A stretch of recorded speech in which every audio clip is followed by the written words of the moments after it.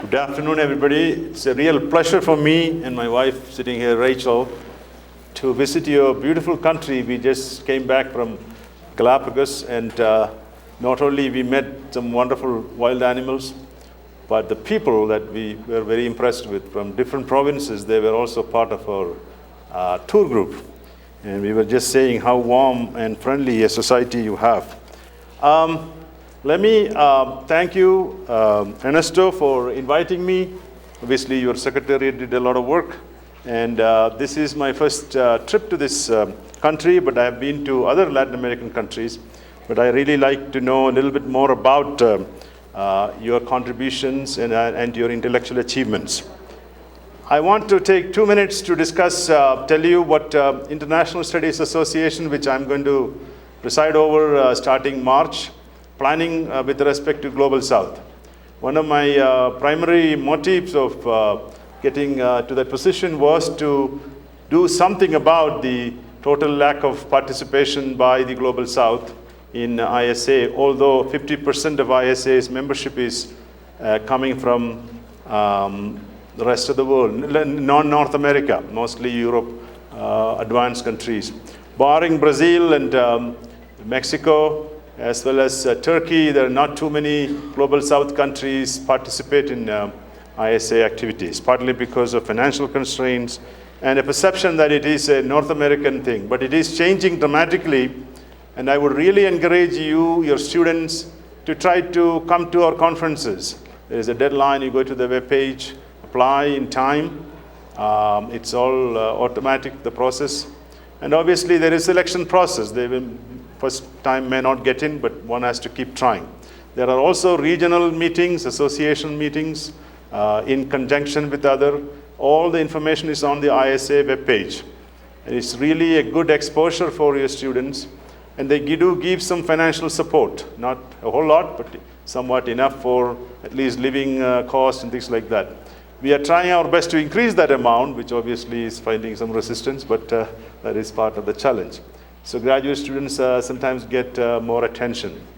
Secondly, we are starting an initiative called a Presidential Task Force on Global South, which I'm hoping to discuss with your colleagues. We need as much input as we can on different countries and their difficulties, structural and other constraints, what we can do to promote IR and international studies broadly defined in the rest of the world, and also to learn from your experience, because you have a lot to offer. I come from a country called India originally, but so I know a lot about their constraints. It'll be really great to get together and then discuss what we can do to promote IR, a very important discipline. And a third thing, I won't take much time on it, is essentially we are proposing the creation of regional sections for ISA, which would mean a Latin America section, Africa section, East Asia section, etc. Right now, there is nothing much except a Global South caucus. That way, you can organize with your institution, co-organize some of these conferences, attracting a lot more people. The only challenge is it has to be approved through different channels, and hopefully by this March, we will have the approval. And then you need 250 members to initiate it with all kinds of little requirements. Finally, we are really trying to globalize as much we can, and opportunities like this don't come. And I've put my conference theme for 2017 conference as Change in World Politics, which you also encourage you to submit panels and proposals. That much for ISA, because it is a lot of story there in such a short period of time, I can tell you. This is a book I just edited, coming out of Cambridge University Press in February. The book is titled Accommodating Rising Powers, Past, Present, and Future. It will be available at some of these conferences. And it was an effort to understand whether peaceful change is possible with respect to the adjustment of power that is going on in the world today. And what we have witnessed in the last year or two is a dramatic upsurge in violence in East China, South China Sea, particularly in Russia with respect to its near abroad, and then China pushing hard to increase its sphere of influence and territorial claims. We just witnessed the 100th anniversary of World War I. And the more you read about that war, and even World War II, you realize how stupid it was to fight that war. It was a bunch of men sitting in councils of Vienna and Berlin and places like that with absolutely no sense of what it is going to cause, the suffering, the enormous tragedy. And when I did this book, I was trying to read, did anybody think of alternatives on this subject? There's one E.H. Carr, basically, who wrote about peaceful change. He's a realist, by the way. He was a realist, but not many. Because Europeans were ready for war, fight. They were not trained to engage in thinking about how to adjust and accommodate. But I must tell you that I don't want to blame the Europeans entirely, because a generation, actually 100 years before, in Vienna, 1815, some Europeans met, of course, colonial world, and decided to integrate a defeated France, Napoleon's brutal wars, and change the whole dynamics. So statecraft played a big role in that transition. But that did not last long. The same folks end up in this immense violence that really engulfed the world. So today we are in a situation of power transition. Whatever we say, the material changes that we are witnessing today, of course, the last few days, the stock market plunging and Shanghai in trouble, and despite all that, the fact that the material world is changing. Americans cannot retain the hegemony for too long. They're trying their best. There will be others as their economies rise. And then, of course, even if countries don't have the power, as Russia, for instance, they can challenge hegemony through symmetric means. And especially in the era of what you call IT and using the cyberspace as their weapon.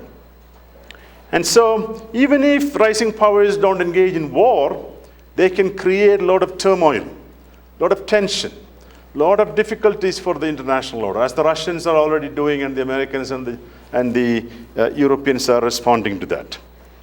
And we know that the global governance issue is a very important issue. And this dissonance can occur not only in outward, in media space, but at institutions. And that is why you don't have trade liberalization or climate change areas. And for several years, we are having these debates, and very difficult to get agreements. And that itself is a challenge to establish order in the international system. Now, this volume is guided by a central concern for major power accommodation, war prevention. Because even though we may think that we are out of it because we have nuclear weapons, we don't need to worry about it, great power conflicts, great power rivalries will suck you all into it. You may recall the Cold War and how Latin America, South America, Central America became part of it. There's nothing much you can do because you become part of this global conflict. We want to avoid that next conflict involving whether it is the United States or the rising powers. And how do you do that? And that is the big challenge, this volume that we are putting together. So what we do is we have a set of chapters, papers that look at the theoretical arguments, mostly using the typical IR, realism, liberalism, constructivism, and then look at some cases of failed accommodations and successful accommodation. You would be surprised, the successful accommodations are very, very few. There's only one, the big one, which is the United Kingdom or Great Britain accommodating the United States at the end of the 19th century. And that too, the United States pushed hard to its way, and British had no choice but to leave. Then there is a partial accommodation of China in 1972, when Nixon visited and creating that. But that is now unraveling slowly as Chinese ambitions are changing too. So this is a big problem in world politics, the rise and decline of great powers. Of course, Paul Kennedy has a very interesting book on it, but it has always been, or almost always been, accompanied by violence or big conflict. And that is what the big puzzle, how to avoid that. So accommodation is not necessarily easy.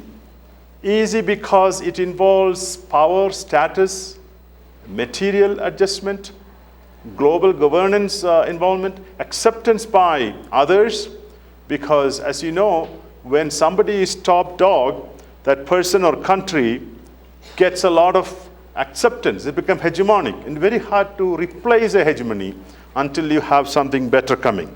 The Chinese can talk about replacing it, but what will they replace it with? That is another question that often comes to mind. I kind of categorize different kind of accommodation, full accommodation at the global level, giving the rising power considerable leadership role, conduct of international politics, etc. And that the example is obviously UK and United States. There is partial or limited accommodation that is mostly institutional, and here I include the idea of China's 1972 accommodation. Non-accommodation at the global level is when a rising power with most of the material parameters of great power status has been largely ignored in the conduct of international governance. It is not recognized. Defeated Germany after World War I falls into this category, and Japan during the interwar period, another example. Symbolic accommodation is essentially giving some measure of symbolic adjustment. The United States accommodated symbolically India by giving the nuclear deal and giving the verbal idea that you can be a member of the Security Council, etc. Region-specific accommodation, and here I think the rising powers, the BRICS, are getting some of that, Brazil in particular, South Africa to some extent. Then you start looking at these, the history of accommodations, it looks like, as I said, very, very rare and very, very few. That's probably why we need to go to some of the foundational theories. And I was surprised to notice IR as a discipline has failed in this area. I can't see much talking about this subject. For instance, the dominant realist discourse, it's all about war. It's Gilpin, it's Mearsheimer. You know, Gilpin is actually quite interesting. He talks about peaceful change a little bit.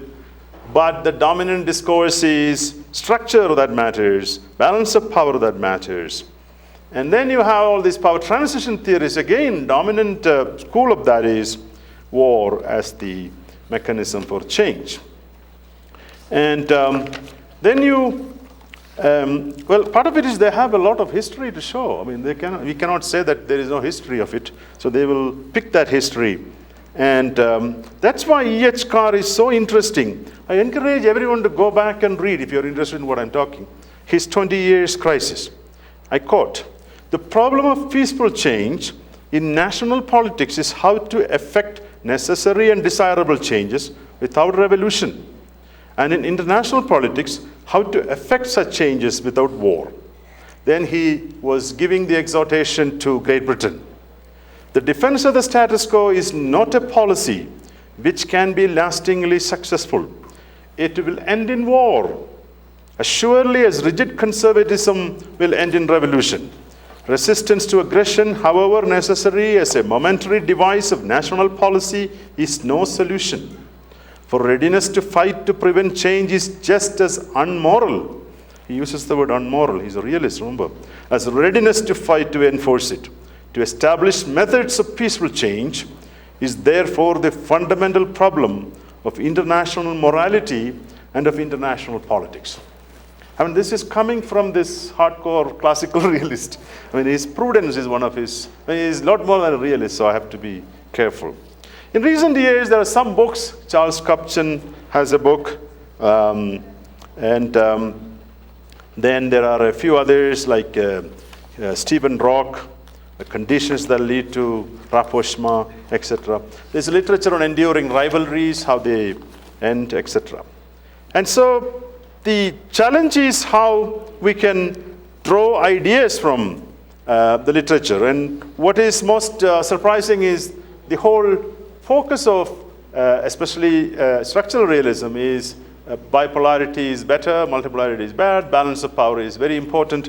But I'm actually working on a book on a soft balancing in world politics, using historical cases starting with the concept of Europe, League of Nations, etc., which are building upon my article in International Security on this subject, essentially arguing that institutions are also arenas for great power politics. And here the problem is realists don't recognize institutions, because institutions are epiphenomena of power, as we know. So the strategies are essentially deterrence, containment, balance of power. Maintain status quo, stability. Stability is very important. Without it, the world will be in a bad place. But the problem is, that is the approach that has produced quite a few wars. To protect balance of power, you have to fight. And to protect deterrence, you have to fight. And that generated so much violence. And so then, of course, nuclear weapons, today's world. But what is interesting is the designing around of nuclear weapons. I come from South Asia, I work a lot on India-Pakistan rivalry. The Pakistanis are now designing around using the asymmetric forces to fight their war, because they know that the Indians can't retaliate, so they're using terrorist groups or whatever groups to get Kashmir out of India. And Indians are coming up with all kinds of counter activities. Liberalism actually is perhaps the most interesting for peaceful change, because they do talk about change. You know, liberalism has got a lot of strands, and there are commercial liberalism, there are democratic liberalism. So their argument is that if you get three things, that's all the Kantian tripod. You need democracy, if countries are democratic, then they can adjust. You need interdependence, economic interdependence. Then you need institutions. If the three are there, then countries will make peaceful change possible. But the problem is, what if the rising power is not democratic? This is where the liberals have no answer how to deal with China. If you can't understand that problem, the liberals will say, maybe we need to fight a war to change China. Until China changes, it's not going to change. We can try our best to use institutions, to use trade, etc. Constructivists have a lot to offer, but I submit that they haven't really gone beyond too much on the subject of peaceful change. Of course, the security community literature is very interesting, and I cite a lot of that. And I think it is also important to look at ideas, ideational change. The big problem is, how do you create that intersubjectivity with the Chinese, with the Russians, with the Indians, and what are the concrete ideas for a policymaker to draw upon? If they can, I think this will be a great opportunity. I also think that constructivism's Achilles heel is that it is all about Western norms. I mean, I'm sure work is coming out of your region, which we don't get to read, so sorry to say that. Read much, I say, we do. We do. Then, of course, Amitabh Acharya and people like that do Southeast Asian work. But the problem is, the Western ideas and also good norms, good cases are picked. We really need to look at why bad norms propagate, as we see in the Middle East today, or what are the contributions that non-Western countries, including South American world, have produced to understand change and ideas. I think it's a long way to go. I think there's great opportunity. So I do think that it will be helpful to focus on beyond these picking cases that fits into one's perspective kind of thing. We all do that, but I think it is a challenge in constructivism. I do like the eclectic approach. That's why I think it's useful to sort of identify the areas where different perspectives contribute. People like John Mueller, John Vasquez have written about it. Mueller's famous book, Obsolescence of War, is an interesting one. So within the next few minutes I have, what are the grand strategies or strategies of peaceful change? I submit that, yes, structural conditions will make it very hard for a rising and established power to accommodate. But we need to try. We need to look at statecraft. We need to look at strategies. What kind of strategies can produce peaceful outcome? Conversely, what kind of strategies will produce revisionist states, bent on military violence for the change? And I think what I'm in this project also try to show that the rising power has a responsibility. The rising power cannot just say, oh, accept me, you know. The rising power has to seek incremental change, as the Chinese for 2 decades did. Peaceful rise, peaceful development. Deng Xiaoping. But today, Deng is dead. It's basically the geopolitical Sun Tzu, Clausewitzian world is emerging. I pity the Chinese. If they continue this path, they're going to end up in conflict. They need to revisit their successful integration in the international order. First country, rising power, that managed to acquire almost 30–40% of the global GDP without a war. And if they don't do that, it's going to hurt them, similar to, of course, us too. So I think the important thing is that how much you can accommodate, how much you will synchronize the strategies. The strategy of accommodation essentially is one of gradual one. You cannot expect, I'm experiencing a bit that in ISA, as I said, you cannot expect sudden change. I keep telling my Global South, a few of us are in the meetings, Rome was not built in one day. It takes time, you know. So we need to keep trying. There's no way you can just say, get everything that we want. What are the areas where accommodation is possible, should be thought about? Ideological and normative accommodation. When established powers and rising powers accept the core ideological normative framework of international order as legitimate. Legitimacy is very crucial. That's where when the Chinese try to build these little islets, there's a problem of legitimacy. Who will recognize that? Of course they can, with the muscle power, sit there. Or the Americans enter into Iraq and Afghanistan, whatever. Who is recognized? Where is the legitimacy? So we need to think about legitimacy, and that is very important. And so territorial accommodation, this is where another big challenge today. Today it's not direct territorial conquest.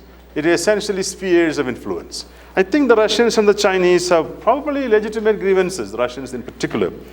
But the response of using power, military power, to change regional status quo, put these countries under their thumb, is not going to work. So they need more institutional and other approaches to create that kind of order.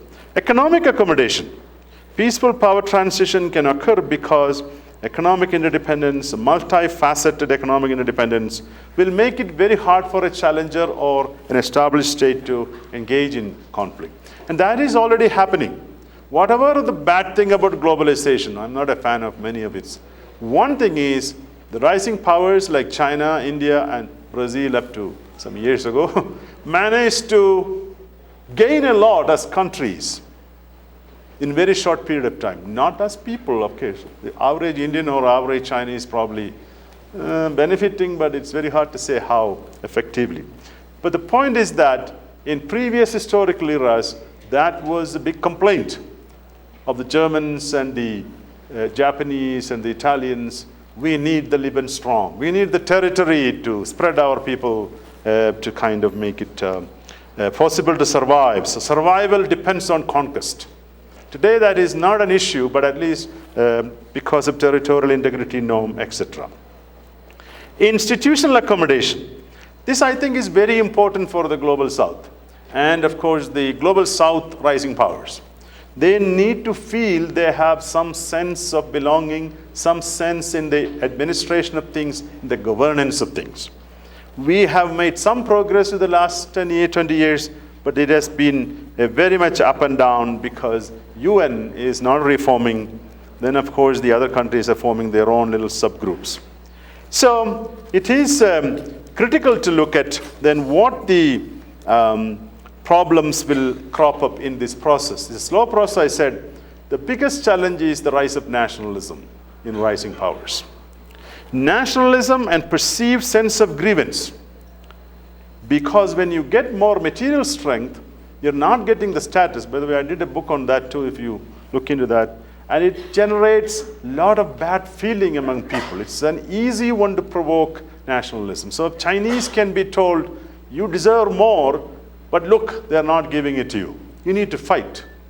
And then the ruling elite who are not secure can use this as an opportunity to expand, externalize. I just worry that if the economic conditions worsen in China, you will see some externalization. The only way the Communist Party can stay probably maybe more externalization. So this is a big challenge, how to contain this nationalism, the danger of national, and demagogues, people who can speak and influence the public to think in a violent way. Young people in particular. I was in China in 2012 when the Japanese anti-protest was going on. Some cities I visited, I watched, I must say that they are capable of, if you provoke them, doing things that you think they were not. But luckily that subsided, but we don't know the next one coming. So then we have case studies, as I mentioned, but there are also studies on, we picked only 4 countries, given that the volume is already 15 chapters. We look at the failure with respect to Japan, Germany, then success, US, and then China, and then the emerging 4 BRIC countries, China, India, Brazil, and Russia, trying to show that where they are, what are their problems, will they be challengers, whether they can be accommodated. And the kind of conclusion is that, unfortunately, Russia, we lost a lot of opportunity. The Russians should have been integrated much better than what the West did. And here I think John Mearsheimer may have a point. Essentially, the West thought they won the Cold War. They thought NATO and EU expansion won't hurt the Russians. That was a big mistake not to bring them along. I'm not justifying the brute force that Mr. Putin is engaging in. But the point is that the Russians have a long historical memory, which is not very pleasant. If you read the Napoleonic invasion to Hitler to the Western intervention after the revolution. And the Russians are not integrated beyond the trade, a little bit trade. Their students don't come to Western universities as much as Chinese do or Indians do. So they have a lot of problems in understanding, appreciating. Status matters a lot to them. And that status is great power status. The moment you fiddle around their periphery, encouraging Ukrainians, I mean, we all know that Ukraine needs sovereignty and all that. Asking them either join the EU or the Russian built institution, that's a mistake. That the Russians feel like you are trying to create. EU comes first and then NATO comes next, containing them again. So strategic thinking, this is where the liberals of Europe, the liberals of America have failed. There is a thinking that we won, the liberals won, end of history kind of argument. Therefore, we don't need to worry about it. But we need to think about what the other side is feeling or fearing. Let me sort of conclude in another 5 minutes by showing that, in fact, the case studies show that a lot of blunders were made by established powers. And look where we are today. Some 75 million dead, entire European history transformed, world history transformed. Of course, it produced decolonization maybe later on. But the point is that whether we could have thought about peaceful change. And where are the winners of that war today? Great Britain won the war. Unfortunately, the great you have to keep adding because it is no longer that great. Of course, I mean, it has a lot of nice things. By the way, I like Britain and British people, so I don't want anything against them or English language. I'm just saying that victory is not everything. Even if America wins the next war in a bloody conflict, I think the American hegemony will be over. So war is bad for the victors too. So, by the way, war is bad for everybody. We may think that you are in a nice little country, or I may think that I'm in Canada, we don't have any wars. But the point is that we will be sucked into it. There is no choice if there is a global division of conflict going on. Your children will be asked to join the army. In fact, one of my things I do in my Strategies of War and Peace course, first thing I ask, imagine you were born in 1900 or 1890. What will you be doing at your age of 21?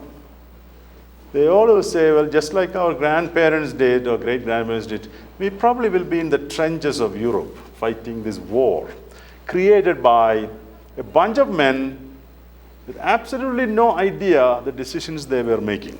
So we really, as a discipline, we should really talk about it loudly. We should not let this poorly trained, President Bush was asked, you consult your father about before going to war in Iraq. And his response was, no, I consult a higher authority. Well, you got it, what I'm trying to say, So those are the men in charge, often determining the fate of human beings. So the big questions are whether the emerging power transition is going to produce war, whether we will have globalization continue, deepened economic interdependence continue, what kind of institutions will be created, whether countries will resort to soft balancing instead of hard balancing, whether the norms that prescribe forceful territorial change will continue, whether the dominance of defense and deterrence in military technology will be maintained, or whether we can avoid this intense nationalism that I mentioned. So there are some good things in the world today in this arena, but one thing is very clear. Every conflict you notice historically, the first 20 years after a big rivalry, after a big conflict conclusion, is rather peaceful. Institutions, golden age of institutions are during that first 10 years. Then you start slowly getting into this conflict dynamics. We had the post-Cold War period, 1991, 20 years of relative peace among the great powers. Now we are slowly getting into it. Unless we think about it, what we can do, what we can change, we will end up in rivalry and conflict. Probably not the same extent of what you noticed in the Cold War period, but it may be a kind of conflict that we really don't want because it will generate a lot of turbulence and damage to whatever world order we are trying to create. And as I said, I did not talk about small states much in this talk, but this book is all about great powers. But the concern that is driven for me is that small states will be number one victims. If you know the history of World War I, World War II, you will be, and European history to be frank, you know who are the victims. Arlene is sitting here. We have a common friend called Vendulka Kubalkova. She told me that her parents, or great-great-parents, changed 8 countries during the last 200 years. She's a Czechoslovak, originally born in Czechoslovakia. But she's where her home is situated. 8 countries controlled it at some point or other. So it was quite fascinating to see what a Czech Republic, what a Poland will suffer in this kind of conflict. Let me stop there. I know you may have some questions. And wait for the book. There's a lot more in it. We hope to generate a debate on this subject. And to my disappointment, the discipline is spread out on all kinds of themes. But when it comes to this, the John Mearshheimers are in charge. So it's kind of, luckily, people like Eikenberry and other, at least in North America, but people like you guys also to engage this, because we shouldn't leave this only to Northern scholars. This will affect you, what I'm talking about. And we should think about how to work as intermediaries, bridging states, small states. During the Cold War, it tried to create non-alignment movement. Worked up to a point, but then it started losing it. We may have to think about something like that or different to be the peacemakers of the world. Thank you for listening.